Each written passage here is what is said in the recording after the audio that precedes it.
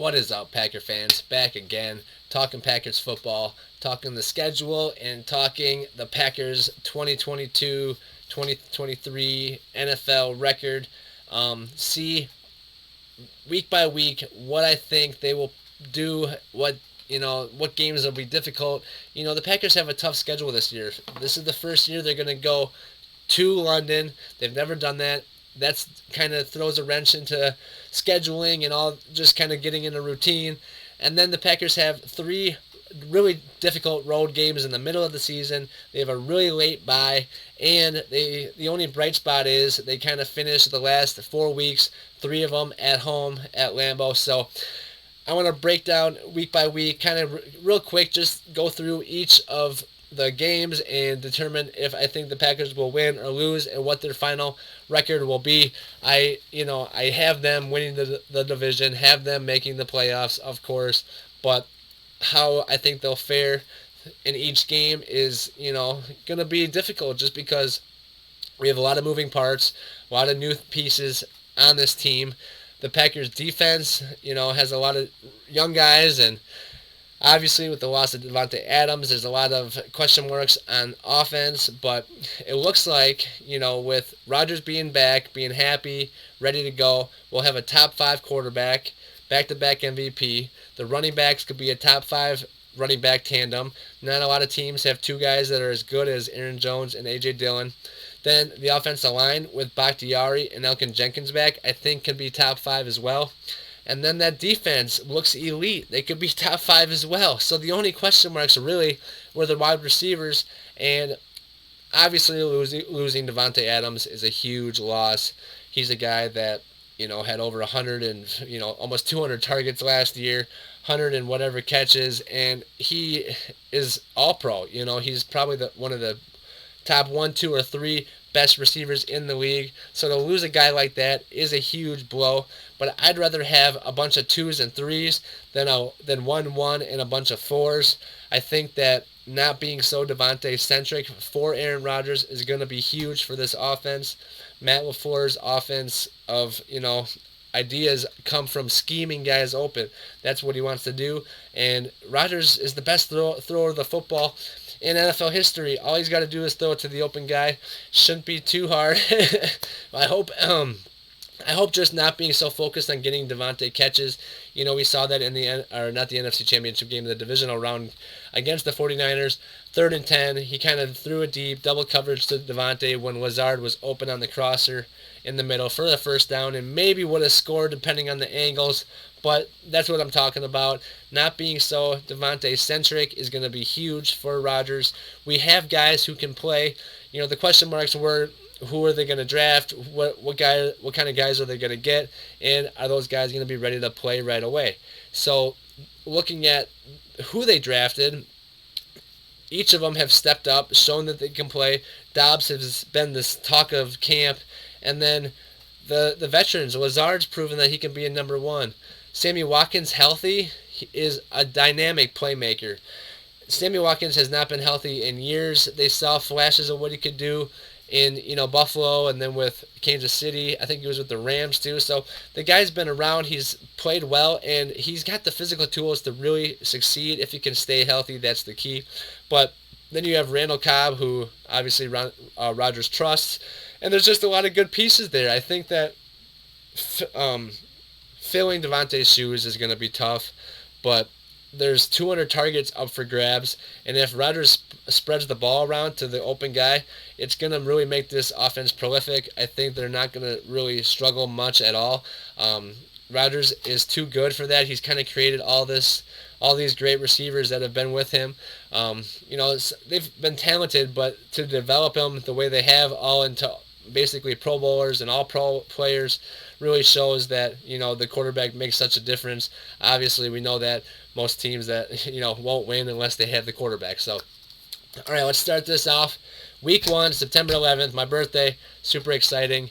Hopefully it's not a repeat of last year, because last year they lost to the Saints at Jacksonville, and it was really not it was bad. I thought that because they didn't have preseason, because Aaron Rodgers wasn't at camp until the end of it, they kind of came in slow, they came in late, and they used week 1 as kind of like a preseason game.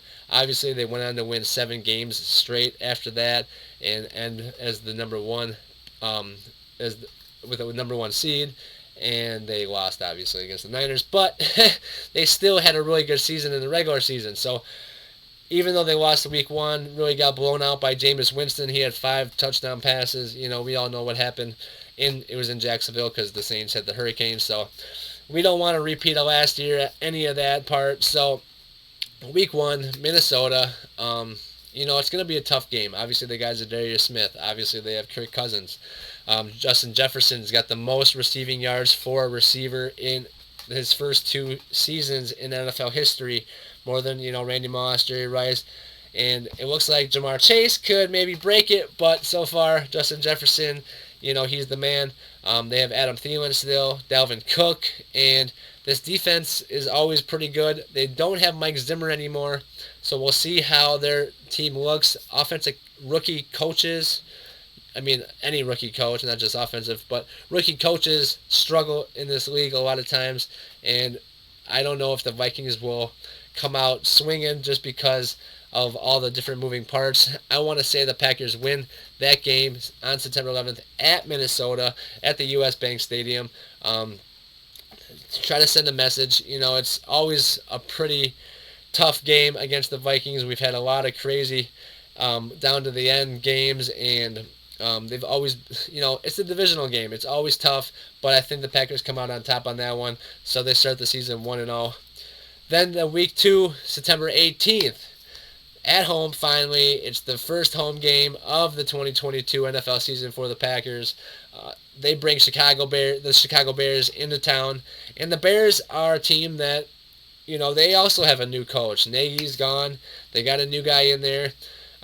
Justin Fields was a rookie last year, and he's a guy that shows flashes of his playmaking ability. He looks kind of like Michael Vick a little bit with how he moves around and runs the ball, but you can tell that he's had developmental issues because of all the coaching issues and changes and all this stuff, and he hasn't really been able to develop the way that he should.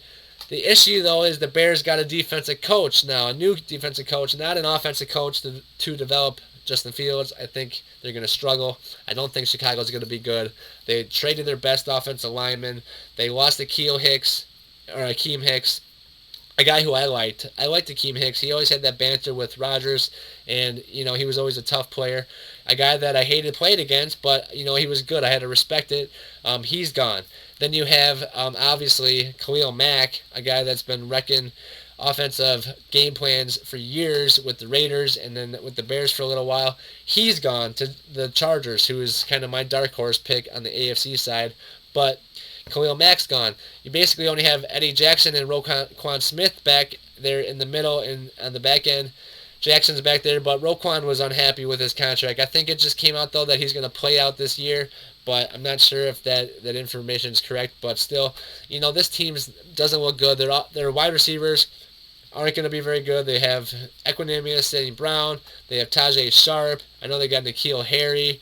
Darnell Mooney is probably their best player, best receiver. They have David Montgomery in the backfield, but if your quarterback can't really throw, your running back's not going to have a lot of lanes to run. So I think the Chicago is going to struggle this year, and that's going to start the Packers out 2-0 when they go into Tampa Week 3, September 15th, and play Tom Brady.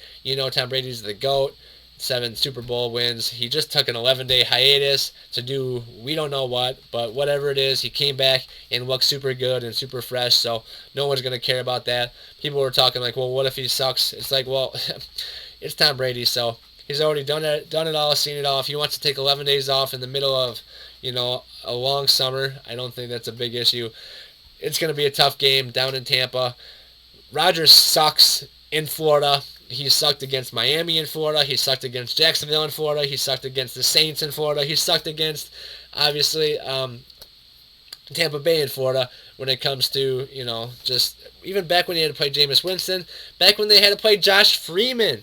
This goes back years. I think Rodgers' Florida record is probably the worst record out of all the states, or I don't even know what kind of stats they keep on that, but still, those 3 teams, when it's on the way or on the road, have to be some of his worst losing percentages, just because it seems like he is always losing in Florida. Makes me worried about week 3. I think they probably lose that game against Tampa Bay, making them 2-1. Obviously, Tampa's got Tom Brady. In the backfield, they got Leonard Fournette, who came into camp a little heavy, but he'll be fine. Mike Evans, who's had eight 1,000-yard seasons in a row. Chris Godwin, who is Pro Bowler. Julio Jones now, Pro Bowler. He's a little older, but still, he's a physical specimen and can still play. And then you have Russell Gage, who really is talented as well, a guy that came over from Atlanta. So they have weapons. Cameron Braid, obviously. O.J. Howard's gone to Buffalo, and Rob Gronkowski retired. But then the defense, they brought all those guys back. The only issue is the offensive line. A guy retired, a guy went to the Bengals, and now 2 guys are hurt, the center and another player, I think are out for the season. He just tore his ACL and MCL, so big loss up front, but I still think the Buccaneers have a good enough offensive line. Brady gets the ball out too quick anyway. It doesn't even matter. There's those sound bites with Joey Bosa talking about how just, hold the ball for an extra second or something, we just can't get to you. So that's how it goes with Brady. I think it's going to be a good game. It's going to be a tough game. It's going to be hot down there probably, though, in the afternoon in September. And I just think that Tampa Bay comes out on top. I hate to pick Tampa just because, I hate to pick against the Packers. But I think that with Rodgers' struggles in Florida and with the climate and everything, I think it could be a tough game for us. But then we bounce back. We come back home October 2nd, first week in October. Packers play the New England Patriots, Tom Brady's old team, a team that has a new quarterback with an old coach that, Bill Belichick's the greatest coach of all time, but his strategy this year has been odd. He drafted Cole Strange in the first round, a guy that probably should have went the third round. Then he drafted Traquan Thompson or something, I think, something like that.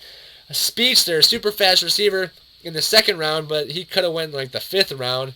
And then he sent, Joe Judge and Coach Patricia, to be offensive coaches when they're special team coaches and defensive coaches. So very weird situation for Mac Jones, the second-year quarterback out of Alabama. I think Mac Jones is super talented. He's, put on like 15 pounds of muscle. He's a guy that's ready to come in and play and win games. I think they're going to win some games. I just don't know about this whole scheme they have going on. They lost J.C. Jackson on defense. He went to the Chargers as well, which is also why they're my sleeper pick. But I just think that New England's in a tough place. You really need to develop a young quarterback, and they've kind of been messing around with stuff, not a lot of consistency. I know it's Bill Belichick, but I don't really get it. I don't get all the different moves. They pay a lot of money to their receivers. They pay more money to tight ends than any other team in the league with Hunter Henry and Johnny Smith. Their defense has a lot of no-name guys that, play well in Belichick's system, but there's guys that, are talented on the back end, but to let a guy like J.C. Jackson go, that's a huge loss. So we will see how this Patriots team looks. I know they're going to be tough, if they only throw the ball 3 times because of weather, they're not going to win a lot of games. But I think that this game, the Packers come back to Lambeau after losing to Brady, and they win. Hopefully they can come back and win, because the next game they're going to London, and anything can happen when you have to travel halfway across the country or across the world in order to play a football game. After beating Minnesota, Chicago, losing to Tampa, and beating New England, they're now 3-1. Going to London, which is a solid record. Your first quarter of the season, it doesn't really break down in quarters like it used to with the 16 games because of the 17 games, but you can still kind of do it that way. First 4 games, they're 3-1. That's pretty solid. Then it's technically an away game at New York. The Jets, I think it's we play the Jets and then the Giants, so that'll be exciting. I think it's the Giants in London, and then we play the Jets at home. But either way, the New York Giants have Daniel Jones. This guy is kind of coming along. He's actually thrown for 77% completion percentage in the preseason so far, which is pretty damn good. I think that he's a guy that, gets slept on a lot. He has so much athletic ability. They're getting Saquon Barkley back. They have, they pay the receivers the most money out of every team in the league, $42 million. Kenny Galladay, Darius Slayton, and I'm forgetting the guy, but they have a lot of weapons. Obviously, Saquon's a huge piece to have back. And then this defense has pieces. So we will see how it kind of comes together for the Giants. But I think the Packers kind of make quick work of anything that they try to do. I don't see Daniel Jones having a big day throwing against this Packers defense. I don't see Saquon being able to run much because they're not able to throw much. And I just think this game is going to be really tough for the Giants to get anything going. The Packers should win easily in London, making it kind of a cool thing for them to go to London. Hope they're excited about it. It's 1 week at home in the Lambeau against New England. Next weekend's London, and then the following weekend they're playing it right away again. So not a lot of time off, not a lot of rest, but it's going to be a whole new experience for these guys. It's going to be awesome that they get to go there and actually play. And it's good to just kind of spread the NFL around the world. It's Packers have fans everywhere, pretty much every country. There's a Packer bar somewhere, and that's pretty cool. So for them to get to go to London and have those fans that have been fans forever that haven't got to see the Packers play, they'll get a chance to see them play, and that's pretty awesome. I know those soccer stadiums are huge, and there's going to be a lot of Packer fans there that are cheering them on. But New York, obviously, that's why they pick teams like that have big fan bases. New York's got a big fan base out there as well, and they're going to have fans too. But Packer fans are everywhere just the same, and I think it's going to be exciting all around for the players and coaches and the fans and everybody that, we haven't been a part of the international part of the league yet for traveling. They've been doing the London thing for a while, and now this year they're actually doing Munich, Germany as well. So NFL's moving on up, pretty cool. So now the Packers are 4-1 after beating the Giants in London. Now they come home and play the Jets at home in Lambeau. That's a noon game. Packers struggle against the Jets. We all remember like the 9-3 game or the 6-0 game and the the 9-6 game or whatever. All those low-scoring games, field goals and stuff. But a lot of times that's games that are in New York. This time with Zach Wilson, we'll see where he's at when he comes to Lambeau. I don't know about him. I'm just kind of wishy-washy on him all around. I think he's kind of too much like a Johnny Manziel than a Baker Mayfield, but we'll see how that works out. Anyway, they do have some pieces, though. They have weapons on offense. They just drafted really well. They got Garrett Wilson, who has been talk of camp, really, for the Jets. Obviously, Sauce Gardner, I think he went number 4. He's looked phenomenal as a cover corner. Basically shadows the receivers. I've watched a little bit of video on him. He looks exceptional. Then they also drafted Jermaine Johnson, who actually Zach Tom from Wake Forest blocked single-handedly, shut him down all game, one-on-one, and shut him down. That's kind of Zach Tom's claim to fame. So I'm not worried about Jermaine. But Sauce Gardner's good. I know that Garrett Wilson's a receiver that the Packers were thinking about trading up to get, but the Jets got him, and we will see how their team looks. There's a lot of moving parts, and they've got guys, Michael Carter from last year, good running back, and so there's pieces there, but I still think that with Robert Saleh, they're still a couple years behind. Zach Wilson's not where he needs to be, and he's kind of reckless, so I think that's another easy win. None of them are easy, but I'm putting up the W on that one. So now they are 5-1 with the win at Minnesota, win at Chicago, lost to Tampa, win against New England at home, win in London, and then win back at home against New York. So that's 1, 2, 3, 4, 5, 6. So 6 games so far.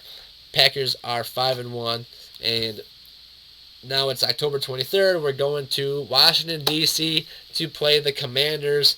a team who's got a new quarterback, a team that's probably going to struggle early on, so they're going to be desperate at this point. They're in a division with Dallas and the Eagles and the Giants, and a lot of those teams, some of those teams are kind of on the bubble. They're vying for spots. So if the Commanders can win some games, they might be able to sneak out of this division ahead. So it's going to be a tough game. And this starts the road, kind of 3 road games in a row. It's going to kind of be a tough 3 games.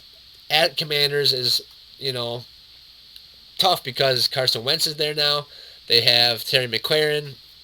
It looks like Logan Thomas is back off of the PUP list. And Antonio Gibson's a good running back.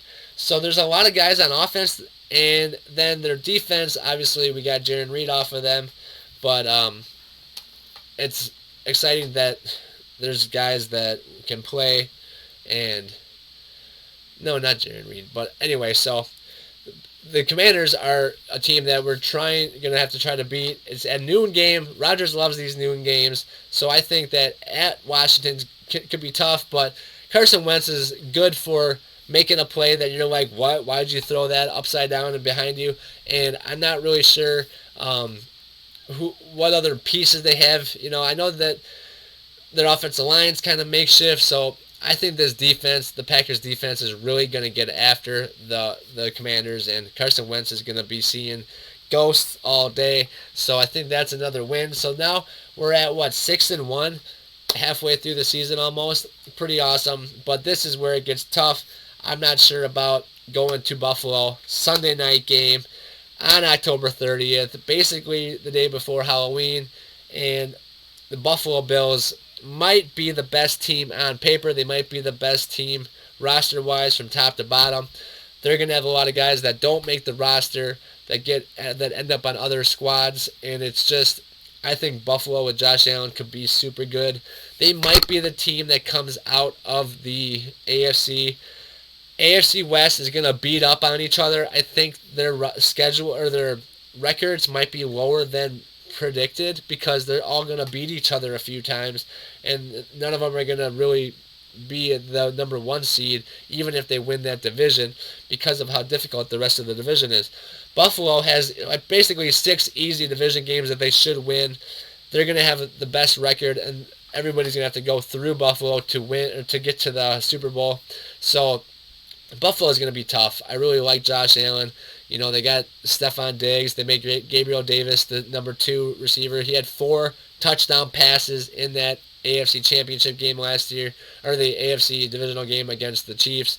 So the one that they lost in overtime. But he had 4 touchdown passes. So look for Gabriel Davis to have a big year. And then on defense, they have guys everywhere. Jordan Poyer on safety, Micah Hyde. Those guys are just fixtures on the back end. I look for them to really be a tough matchup against the Packers. They're the only team that really has the receivers to kind of match up with our corners, and then the corners to match up with our receivers. And that's a game against a team that we don't play a whole lot. So it's going to be real tough to go into Buffalo on a Sunday night and beat them. Looks like that's going to be a 6-2 for us then after that game. But that's still pretty solid. Through 8 games, 6-2, basically 3-1 and 3-1 through the first 8, 2 different quarters. And then we finish off the road journey with a game at Detroit. But this is a noon game at Detroit, which is, the 3 road games in a row. We get at Washington and at Detroit at noon, which is the preferred time for Rodgers, at least, and most players, because you can wake up and then play football and then kind of have the rest of the day to do whatever. Otherwise, later games, you're kind of up all day trying to fill time, and it can be stressful just waiting all day for the game. So these guys like to get up and just play. So I think that's a game the Packers can come back and win after the loss to Buffalo. Obviously, Detroit looks like they're going to be better this year. I always like Jordan Goff. He got the Rams to the Super Bowl. He's just a little underwhelming when it comes to throwing the ball and not very athletic. DeAndre Swift, though, this guy looks like a star. I think if he didn't get hurt last year, he could have been, he had a lot better season, but he's a guy that scares me a little bit. I look for him to have a big year, and yeah, he's going to be a big weapon for the Lions. Then, they got TJ Hawkinson. They've got some receivers. Amon-Ra St. Brown really came on last year. They got the the speedster, Jamison Williams, Williams out of Alabama. So I don't know where he's at with his recovery with his knee, but he's a guy that can really stretch the field for the Lions. So they definitely have pieces. And then obviously Dan Campbell, the coach, has a lot of heart. They've been on Hard Knocks. They're a team that doesn't want to lose anymore. You saw that speech with Jamal Williams saying that I'm just sick of losing. Look at that record last year. I don't want to go through that again. So there's a lot of heart there. And then this defense always comes to play. They lost a lot of close games last year, and I think they beat Baltimore. So they had a lot of good games, and they were so close a lot of times. So they're a team that to watch out for, I think. I think they'll be better than the Bears, and I think they might be better than the Vikings. Both of those teams have rookie head coaches. That is a big deal in this league.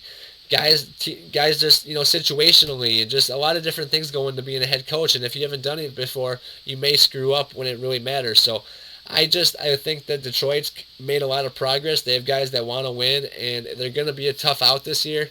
A lot tougher, I think, than the Vikings or the Bears. But I still think that noon game on November 6th in Detroit, the Packers win. Go back up to, what is that now, 7-2. So pretty solid after pretty much halfway through. We're 9 games in now and 7-2. Looking good. Probably the 1 seed at this point. But this is the final stretch now here. And we have a home game, and after a 3:25 game. I think that those times are subject to change based on, if the records of the Cowboys and the Packers are or where they want to be when it comes to playoff, positioning. So at home against the Cowboys in the afternoon. It's like the old days with Aikman and Favre. Pretty exciting. Dak Prescott, he got his money last year. He got paid $75 million last year. So he'll be back. I guess he toned up a little bit. He lost his baby fat, he said, and now he's got some real man muscle. Ezekiel Elliott will be back. He looks like he'll be fresh for about 6 weeks, and then he'll start to fade, like always. Tony Pollard will probably be their best running back this year. I like him. I like his speed. I like his agility. He's pretty solid. They lost Amari Cooper to the Browns. That's a big blow for Dak. Dak, really started to come on because of Cooper, and Cooper's route running is second to none. CeeDee Lamb's going to take that spot. So now they got CeeDee Lamb as the number 1. They lost Cedric Wilson to the Dolphins. So they lost their 1 and their 3, and now their 2 is their 1. So we'll see what he can do. They drafted Jalen Tolbert out of Southern Alabama, and he's a young guy that, he's got some talent, but it's going to be interesting to see how that happens. I know the MVP of the USFL returned to kick for the Cowboys, and everybody's excited about him. But, speed kills in the NFL, and maybe he just got lucky in the return. I don't think he's going to be a difference maker, but you never know. On defense, however, they lost Randy Gregory, which is a huge loss for the Cowboys. They don't have a lot of pass rush now. Micah Parsons, 11 from heaven. I get it. He's great. He's probably top 10, if not, or top 20, if not top 10 on the players' top 100. He came out last year and really flashed a lot. He can cover. He runs so fast that he's, at that size, he can cover receivers. He can really, play backpedal fast. But his job should be rushing the quarterback. He only rushed the quarterback on 30% of the snaps last year. That is not enough for Micah Parsons. If the Cowboys want to win, they have to have him rushing the passer on at least 70% of the snaps. They don't have anybody else. I know they have DeMarcus Lawrence, but he's getting old. He's more of a run stuffer. He's not he can't really bend anymore, like to be able to get the sack and get the leverage on the tackle. So I just look for the Cowboys defense to kind of struggle. I know that that Diggs he's good. He had 11 interceptions last year, something that hasn't been done since the 60s or whatever. But he also gave up like the most yards out of every cornerback in the league. I just that's mind blowing because obviously you get picks, but if you're giving up touchdowns and yards, it's you might want to just change a little bit of how you play. Can't afford to be giving up all those big plays. Really is counterproductive. And then the Cowboys offensive line, they drafted young Tyler Smith out of as a left tackle, and he was This guy was the most penalized player in college football last year, and the Cowboys went out and drafted him number 1. So, pretty funny. Cowboyish things are done by Cowboys, so that's how it goes. But it's still, it's exciting to see how he comes along because they have Tyron Smith, who's been at left tackle for a long time. They had Zach Martin. They used to have Travis Frederick, the center, but he had his medical issues. So the Cowboys went from having this super superior offensive line, Dak's first year, and having Zeke run for the most yards and all that, to now the offensive line's kind of a question mark. They're not as stout up front as they used to be. They have a lot of different pieces now, so this Cowboys team could be a question mark. My whole thing is for the Giants, for the Commanders, just a habit. And for the Eagles is just beat Dallas. I don't care who does it or how they do it, just beat Dallas. Ever since the 90s, I've been anti-Dallas. Obviously, I hate the Bears too, but Cowboys are right up there with them. All the different games and battles we've had with them over the years, and Dez did not catch it. They said he didn't catch it. If he would have caught it, they would have said he caught it.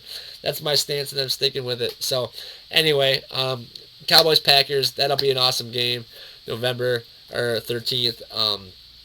Just anytime they get together, it's huge. So, real big to see them play. And then the Packers have another home game against the Tennessee Titans. King Henry, probably the biggest, strongest running back we've seen in a long time, especially with that speed and his ability. Titans, though, I think they got worse in the offseason. They lost A.J. Brown, obviously, to the Eagles. Ryan Tannehill's not that good of a quarterback. He's okay, but don't you want somebody better? They drafted Malik Willis, who really flashed in that first preseason game. He looked like he was really ready to start right away. I liked what I saw out of him. Way better than what I thought about Tannehill. Obviously, Malik Willis would have growing pains as a rookie coming in, especially out of Liberty, a really small school. So, there's a lot to learn from there. We'll see what happens. But stopping Derrick Henry is going to be tough, even at Lambeau. It's a Thursday night game, so a quick turnaround from the Dallas game, Thursday night against the Titans. So that'll be really tough. Going up against Dallas in a real, big battle of NFC rivals trying to vie for playoff position, and then come right back 4 days later and have to stop Derrick Henry. That is going to be tough. That's why this defensive line depth for the Packers is huge. These guys can rotate in and out. Obviously, these middle linebackers, Quay Walker and Devondre Campbell, are going to be a huge piece of this. They're going to be flying around with, not having to deal with blockers, because up front those guys are going to be just taking up all the blocks, and it's going to really make it difficult to run. But Derrick Henry's a freak of nature. He can be really good, so I'm worried about him. I know that the Titans defense is pretty good. I look for them to kind of be, put pressure up front and cause some drama for Rodgers, but I just think that we're too good on this side of the ball.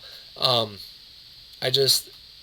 both sides of the ball, that I think the Titans are going to struggle, especially at Lambeau. I don't really see them coming in and beating us. Even though it's a quick turnaround, it could be a game that is tough for the Packers. They do have then 10 days before they have to go to Philly on Sunday night, which could be a tough game. So at this point, they're 1, 2, 3, 4, 5, 6, 7, 8, 9. I think we're 11 games in. How many do we have left? 1, 2, 3, 4, 5. So, all right, so we're 12 games in with the Philly game. So now we're 9-2. Going to Philly, and on Sunday night against Jalen Hurts, like I just said, A.J. Brown. Interesting, we go from Tennessee to Philly. But A.J. Brown, Devontae Smith, Dallas Goedert. This Eagles team, they were talking about them being an all-star team. They drafted Jordan Davis, the big 6'6" defensive tackle. They already have Fletcher Cox back there, Brandon Graham. They have a lot of pieces on this Eagles team. They are really stacked. It could be a tough game. I think that might be a game the Packers lose. Going into Philly is a hostile environment, and then the way that Jalen Hurts plays with the leaning on the run more than the pass could be difficult for the Packers to stop. I don't trust him a lot as a thrower of the football, but he's a guy that just wins. And the way that this is structured, where it's, we do have some time off, but it's this stretch where we go to London and then have the road games, and then we play a Thursday night game. It's a lot back to back to back. The Packers really have a tough structure to their schedule. The schedule itself isn't too bad, just how they structure it, where we have to go, and how the turnarounds happen, and the fact that the bye is so late in the season really throws things off. So at Philadelphia, now we're 9-3. That's a tough loss. You always have one of those each year, but that's a game the Packers could win but I think that they lose. I think the length of the season catches up with them. They have to go to Chicago on December 4th before their bye, even a week after the Philly game. That's a noon game though, which I think is going to help them. It's at Chicago. Rodgers still owns them, so I don't think it's going to be an issue. Same things apply as I said in week 2. Justin Fields coming on might take a little while because they have a defensive coach. Not a lot of weapons on the offensive side of the ball. No real receivers that stand out. I do like Mooney, but you could just double him because no one else can beat you really. Maybe we'll see EQ, Equinemius, St. Brown do something for them. I liked him, 6'5", coming out of Notre Dame, but just kind of young and raw. But he made some plays. He had, I think, 6 catches for like 96 yards against the Lions that one year, a couple years ago. So he's a guy that can play, but I'm not worried about the Chicago Bears at all. That's a pretty easy win again. Not easy, but just a solid win right before the bye week, which is awesome because now the Packers are 10-4 going into the bye week with 4 games to go. No, that's not right. They're 9-3 going into the bye week. Sorry, I had that mixed up. So yeah, we win against the Minnesota Vikings right away. Then against the Bears, so now we're 2-0. Lose to Tampa, so we're 2-1. Beat New England, so we're 3-1. Beat the Giants, so we're 4-1. Beat the Jets, so we're 5-1. Beat the Commanders, so we're 6-1. Then we lose to the Buffalo Bills, so we're 6-2. Then we beat the Detroit Lions, so we're 7-2. Then we beat Dallas, so we're 8-2. Then we beat the we beat the Titans, so we're 9-2. Then we lose to Philly, so we're 9-3. So yeah, I was right. Okay, so then we beat Chicago, so we're 10-3. Yeah, that makes sense. I was added the bye week as a game, so I was like, it adds up to 18. So we're 10-3 going into the bye week, which is super awesome. That makes it right on schedule going into those last 3 games at home, and then we have the 1 game on the road, which coincidentally enough is a Florida game. But after the bye week, which is December 11th, so late in the season, it's tough to be week 14.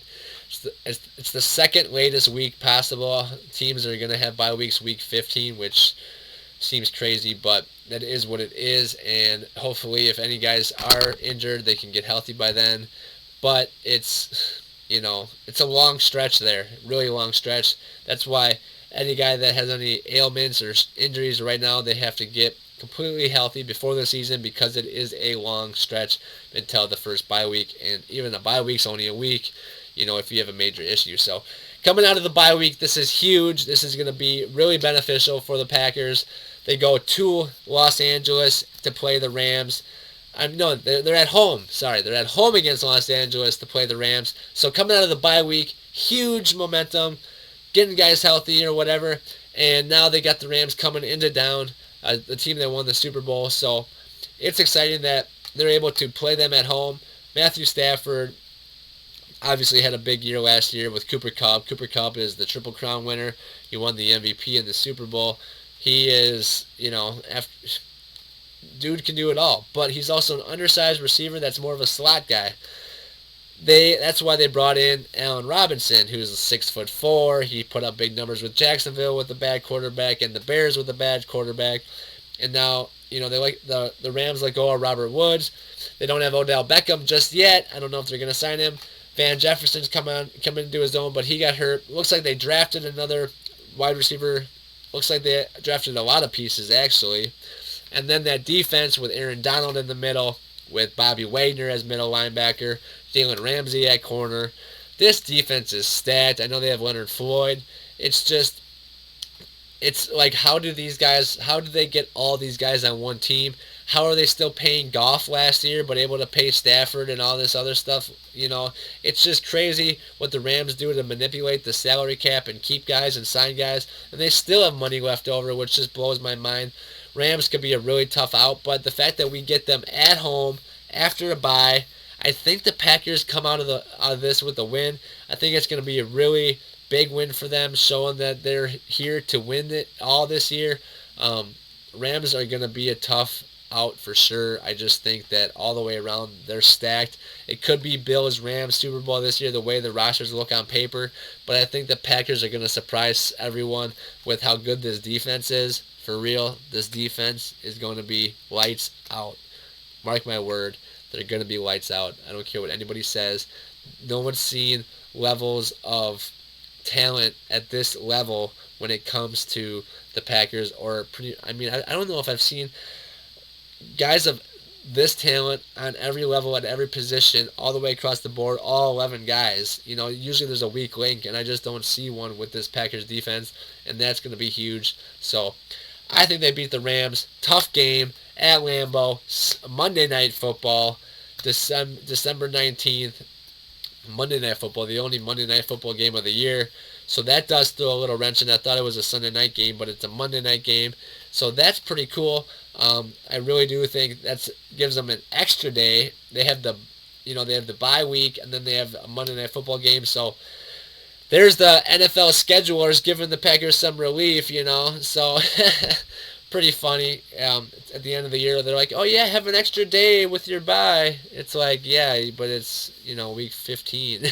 Thanks, guys. So after they beat the Rams, there's 3 games to go. So what are they now? They're 12-3. No, 11-3. So 11-3. Looks like the Packers are going to go into Miami 11-3 and hopefully vying for that number 1 seed. Miami is a tough place to play. This year, the Dolphins are going to take a step forward. I think they're going to be a surprise team in the AFC. I think the AFC West is so stacked, but really those guys are going to beat up on each other. So it might allow teams like, the Patriots I think the Colts will be good, but like the Dolphins to sneak in to a playoff spot. I think the Ravens and the Steelers could too, because the AFC West is going to beat up on themselves so much. I think it's going to leave the door open for other teams. And the Dolphins, I think Tua is way better than people give him credit for. His accuracy has never been an issue. And with most guys like Trey Lance and Daniel Jones, what's the biggest issue? Accuracy. You don't need to be able to throw it 80 yards every play. Most of the time, that's not what's happening anyway. Tua's never had issues with arm strength in college or anything, and his accuracy is second to really no one. He is really, really accurate. I thought in college, like, wow, this guy's arm, he's so precise, and I knew he'd be good in the NFL, and it's taken a little bit to translate, but that hip injury could have been career-ending, and he's still probably figuring it out and getting it 100%.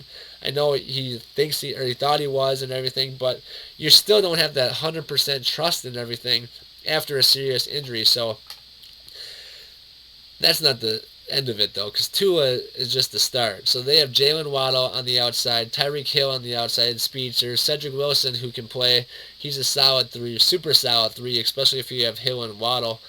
And then the running backs, they got Raheem Mostert, speedster from the Niners, Chase Edmonds, another guy that can catch the ball well out of the backfield from the Cardinals. They really have stacked their offense. They have that tight end, Gesicki. Gesicki's a pass catcher, not much of a run blocker, but he can really play. They got Eric Armstead from the Saints to play left tackle, so now they solidify their offensive line. So this Dolphins team could be one to surprise. They always have had a good defense, even last year. I know they lost Brian Flores, but their team looks solid still. They still have some of the same pieces on defense, and they have Xavier Howard, who is a shutdown corner, and that's where it all starts really. If you can shut down the other team's best receiver, makes them have to do a lot of different things, and that's what the Dolphins have. So that's going to be a tough game. I think the Packers will lose that one. Go in there, make it. What is that going to be now? 12-3 now? No, I think we're at 12-4. So, or 11-4, something like that. We're ending it, I think, at 13-4. That's what I was going for. I keep getting confused because I keep trying to jump around and jump back to the game that I'm at. So I'm trying not to sound like an idiot, trying to keep it all straight. But we're going to end 13-4, so that means that we're 11-4 when we lose to the Dolphins. So is that right? We lost to the Dolphins. Maybe I switched it up midway through because we lost to the Buccaneers. Then we lose to the Bills. Oh, we lose to Philly, and then we lose to Miami. So, yeah, that's 4. Yeah, okay. Sorry, guys. I just trying to keep it all straight, doing it on the fly, just looking at the schedule and thinking, like, okay, how is this going to go this year? How is this going to go this year? I really just think that 13-4 trend is a good one. We've had 3 years straight of 13-win seasons, and I think that continues. Losing 4 games is still quite a lot, considering how elite I think this Packers team is. But going into Miami, it's a noon game on Christmas Day, so probably a day that guys don't want to play at all. They're coming off that Monday night game against the Rams. That's going to be really an emotional kind of roller coaster, probably because it's going to be tough. And then they have to go to Miami on Christmas, which, fun for them, I guess. They get to spend Christmas in Miami. But for a lot of these guys, it's not where they want to be. They want to be with their families. And so it might be a tough game on the road. Like I said, against a young and upcoming team with a quarterback that's trying to prove a lot and guys that really can play. They really stacked this team nice. I think that's going to be a game that kind of sneaks up on us. But then we end the season with 2 home games against division rivals, both of who I think will be the ones that, I thought the Bears will struggle worse than Detroit. But we've got January 1st, first day of the new year, first day of 2023. We have the Minnesota Vikings at home. We start the season at Minnesota on 9/11, and then New Year's Day, we have Minnesota come to Lambeau. Could be for the division, could be a lot of suspense going into that game, or it could be the Vikings suck and the Packers are basically sitting their guys because the division's already locked up. But let's say that the division isn't locked up, the Vikings come in and they're trying to win. It could be tough because by then I think that the rookie coach will have a lot of things figured out when it comes to kind of his identity as a coach and as the team's identity as a whole. If Dalvin Cook can stay healthy, if Justin Jefferson can get on track like he has been the last 2 years, this Vikings offense is formidable, but I think that the loss of Mike Zimmer is going to be kind of big. They've had so much consistency on defense that I think that switching to an offensive coach and not really having that defensive mindset like they're used to, it's going to be a transitional period to more of an offensive team, and that's going to take some time. So by week 17, though, they could come around. They might want to get revenge on the Packers. Maybe the Packers are vying for a number 1 seed, even if the Vikings are out of the playoff hunt or the division race. They might want to beat the Packers just because, it's a divisional game. That's how they go. So, and it could have playoff, implications if the Packers are vying with other teams for spots. So, big game there. I do think the Packers win at home, at Lambeau, in the snow, in the frozen tundra. I think it's going to be another win for them. So then they're 12-4 at this point. And if it was any other year besides last year, it'd be over by now. But we got week 18, and this one is to be determined. So based on if Detroit is vying for a playoff spot, based on if they think that the starters will play, based on what other implications that this game may have, they will determine what time slot it gets. The date is up for grabs, and the time is up for grabs. So if it ends up being a Sunday noon game, that the Packers have blown the doors off the division, and they're the number 1 seed, and no one cares about the outcome. And if it's a 7:20 on Sunday game, it means that the Lions have been a great team all year. They're vying for a number one spot or a playoff spot, and they have to either beat the Packers to be in the playoffs, or the Packers have to win to be in the playoffs. Something, some crazy scenario like that will make, that game a more of a primetime game, but the NFL leaves that open just because they never know. So interesting. I think the Packers will go 13-4. I think that the Detroit Lions will be behind them somewhere around 9-8 or so. I think they're going to have a bounce back year. I don't think, well, maybe not. Well, yeah, I think they'll be about 9-8 because I think the Vikings and the Bears won't be as good this year. I know the Bears will be about 4-13, probably the exact opposite of what the Packers are, and then the Vikings will be somewhere between 4 wins and 9 wins, probably like 6 and whatever it would be, 6-11. So I think that's kind of where they'll be at. I don't know if those win losses all work itself out. I just kind of did that on the fly, but I think that'll be how it goes. Packers are the only team from the NFC North that I think makes the playoffs this year. I think I think the East might have a team or two. Well, one for sure, obviously, but I think they might have a second team that's vying for the division win. I think it might be the Eagles and Cowboys till the end. Both of them might sneak in there. And then with Tampa Bay, they'll be in there. The Saints may sneak in. Carolina with Baker, he could be better than people expect. There's a lot of different things like that. Then obviously in the West, the Cardinals, the Rams, the Niners with Trey Lance.